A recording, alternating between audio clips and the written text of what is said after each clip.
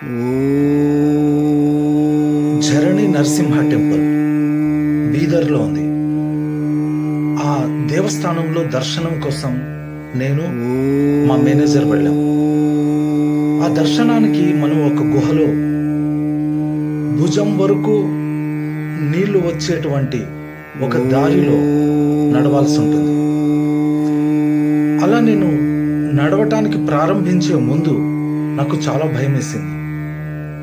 నేను నడవగలనా, నేను ఆ స్వామి దర్శనం చేసుకోగలనా అని భయం వేసింది.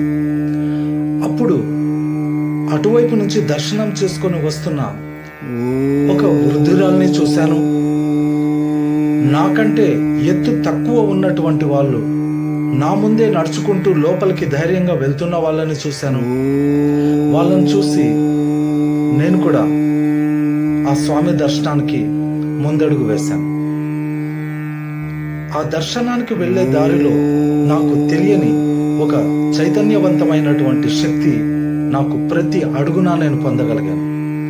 ఆ స్వామి నామ స్మరణ చేసుకుంటూ లక్ష్మీ నరసింహస్వామి, ఆ నరసింహస్వామి నామ స్మరణ చేసుకుంటూ ధైర్యంగా ముందుకు అడుగు వేశాను.